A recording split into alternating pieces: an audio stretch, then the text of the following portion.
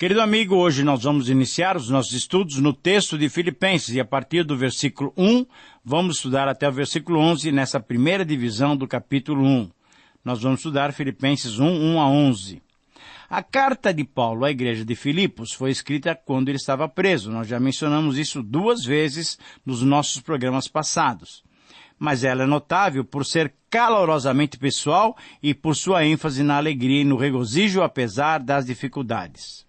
Após uma breve saudação, nos versículos 1 e 2, Paulo muda para a ação de graças, nos versículos 3 a 11, que é o contexto que nós vamos estudar hoje.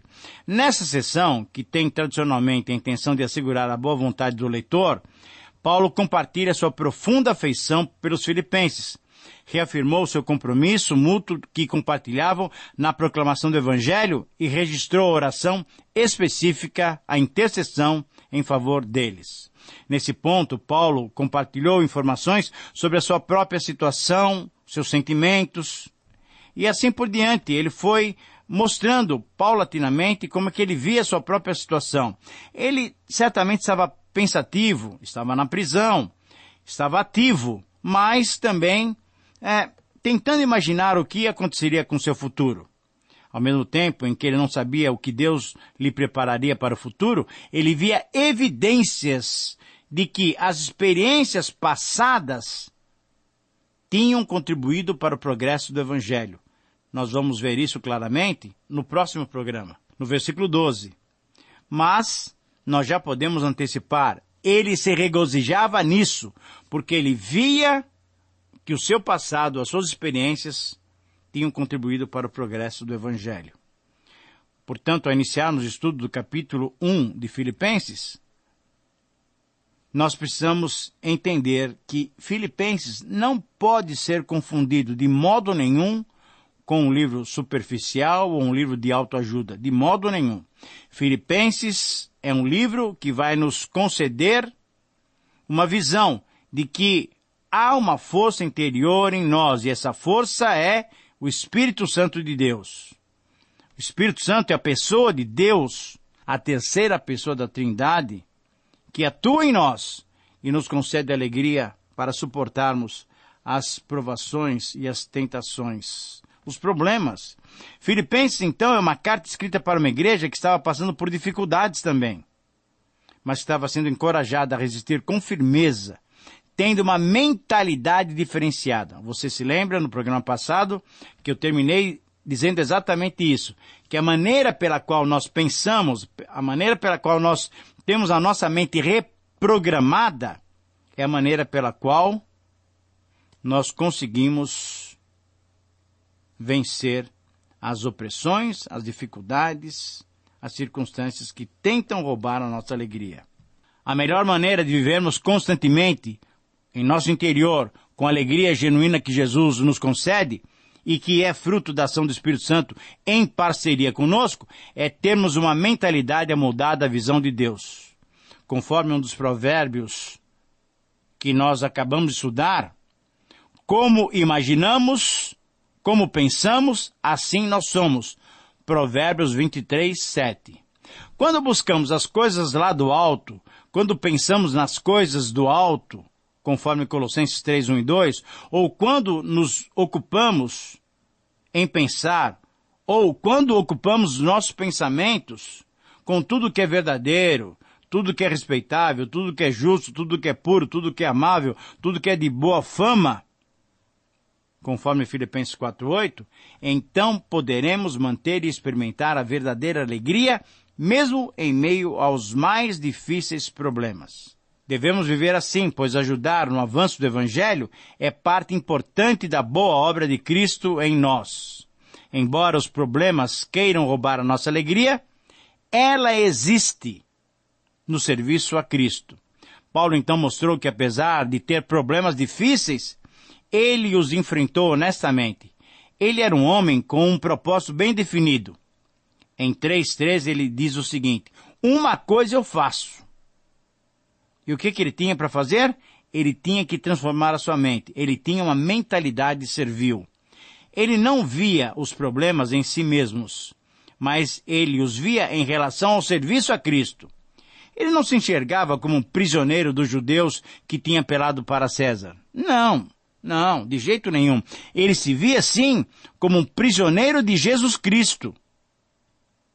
E a prisão que ele experimentava eram as cadeias em Cristo.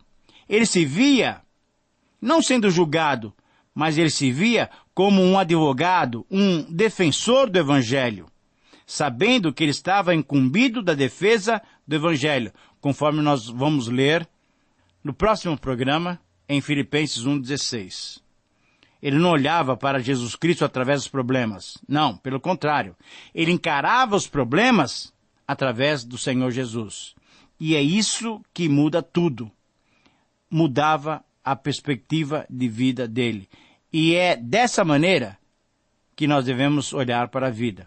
Então, diante desses fatos, dessas verdades, o capítulo 1, de 1 a 11, tem como título a seguinte expressão: a alegria de servir a Cristo através da intercessão pelos irmãos. A alegria de servir a Cristo através da intercessão pelos irmãos. Encontramos então, nesse capítulo, um dos possíveis ladrões da nossa alegria. Qual é? São os problemas. Problemas podem roubar a nossa alegria. Mas nesse capítulo também encontramos o recurso que devemos usar para impedir que os problemas nos roubem a alegria. Por isso, diante dessas verdades, podemos resumir esses 11 versículos percebendo o princípio deles para as nossas vidas. E o princípio é o seguinte: a única maneira de derrotarmos os problemas que querem roubar a nossa alegria é nos ocupar no serviço a Cristo, intercedendo em favor dos nossos irmãos. E nesse texto, nós vamos encontrar algumas características dessa intercessão.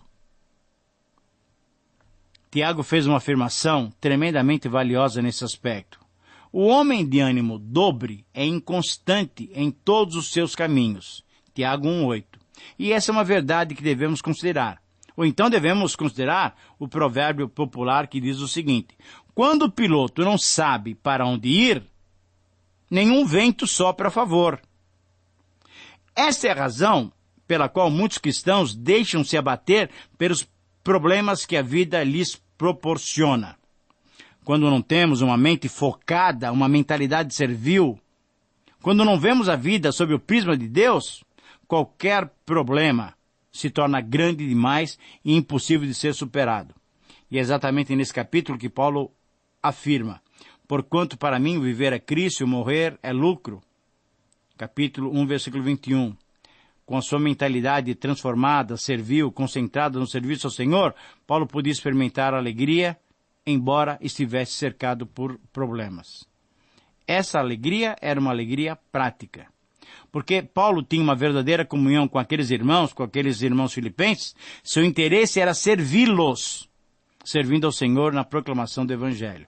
Por isso, em resumo, nós encontramos nesse texto 3 características da intercessão que nos proporcionam a verdadeira alegria.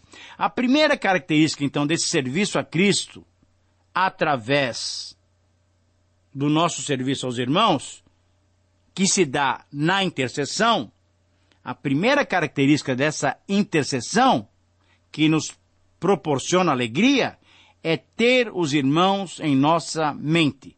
Versículos 1 a 6 mostram bem isso. De fato, só podemos derrotar os problemas que querem nos roubar a alegria quando mantemos a nossa mente focada no serviço do Senhor. Essa primeira característica da intercessão, desenvolvida pelo apóstolo Paulo, acontecia porque ele se lembrava que compartilhava com eles uma verdadeira comunhão na proclamação do Evangelho. Conforme o versículo 5, depois de serem evangelizados, os filipenses cooperaram com Paulo na proclamação do Evangelho. Por isso, Paulo os saudou de forma muito especial. Na maioria das cartas, Paulo se dirigiu aos seus leitores, apresentando-se logo nos primeiros versos como apóstolo de Jesus Cristo, mostrando em certo sentido a autoridade que tinha para orientá-los, para corrigir os seus comportamentos errados. Mas nós vemos isso, por exemplo, na carta aos Coríntios, nas 2 cartas, em Gálatas, em Efésios, em Colossenses. Mas nessa carta aqui, o seu procedimento é diferente. Ele se dirigiu aos filipenses de uma maneira mais amigável, mais gentil, mais informal. Ele não declarou a sua autoridade, nem afirmou que ele era apóstolo. Eles o conheciam bem e sabiam da sua missão de proclamar o Evangelho. Paulo então cumprimentou a todos da igreja, incluindo e destacando os bispos e diáconos. Veja o versículo 1 e 2. Ele destacou a liderança, mas saudou também todos os demais cristãos da igreja, desejando sobre eles a graça e a paz que só podemos experimentar em Jesus Cristo. No verso 3, Paulo disse que agradecia a Deus quando se lembrava dos filipenses, pelo amor, pelo cuidado e pelo apreço deles para com seu ministério. Os filipenses eram motivo da sua alegria e por isso mesmo elevava suas preces, elevava a sua intercessão em favor deles em todos os momentos em que estava em comunhão com Deus. Paulo tinha um motivo claro de grande alegria, de satisfação, de regozijo. Quando ele se recordava dos filipenses, ele orava e agradecia a Deus. Desde o primeiro dia até aquela data, eles tinham sido constantes e fiéis para com ele, para com o seu ministério. E por isso mesmo, baseado na fidelidade de Deus, ele cria firmemente, veja o versículo 6, que a boa obra que o Evangelho provocou na vida deles, ela seria completada. Ele cria firmemente que a boa obra de transformação que os filipenses experimentaram, ela seria completada até o dia de Cristo Jesus. E essa obra de transformação deve ser entendida bem corretamente. Veja bem, a obra que Deus faz por nós é a redenção. A obra que Deus faz em nós é a santificação. Mas a obra que Deus faz através de nós é o serviço cristão. Por isso, no serviço a Cristo, nós encontramos a verdadeira alegria. Com certeza, Paulo estava se lembrando da transformação que aquela jovem ex-escrava, ex-possessa, tinha experimentado. Ela havia sido redimida, ela estava sendo santificada e agora ela frutificava, servindo não apenas como escrava, como serva, mas como uma serva de Deus. Provavelmente Paulo também estava se lembrando da mudança que o carcereiro tinha experimentado, com toda a sua família, quando creram em Cristo. Ele tinha sido um homem duro, rude, mas ele tinha sido redimido. E agora estava sendo santificado e estava servindo ao Senhor. A transformação do carcereiro tinha acontecido rapidamente.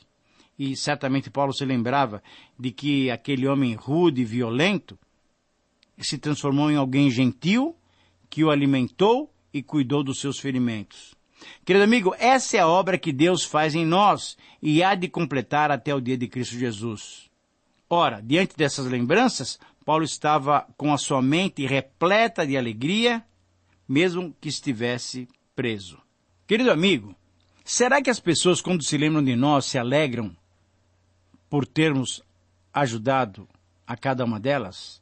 Por termos sido úteis naquilo que necessitavam naquele momento?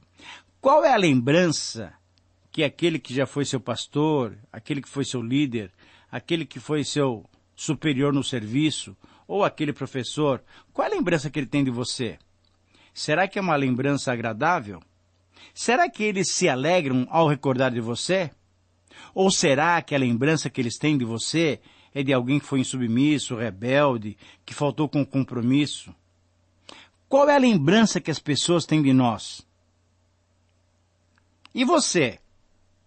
Você pode se lembrar e pode se alegrar com situações que você viveu no passado? E agora mesmo passando por problemas, você consegue se alegrar? Ou você tem permitido que os problemas roubem a sua alegria? São perguntas sérias que nós devemos responder. Por isso, a segunda característica da intercessão que nos proporciona alegria é ter os irmãos em nosso coração. Veja que é diferente. Paulo os tinha primeiramente na mente, mas agora ele diz, nos versículos 7 e 8, que eles tinham no seu coração. É necessário entendermos a diferença.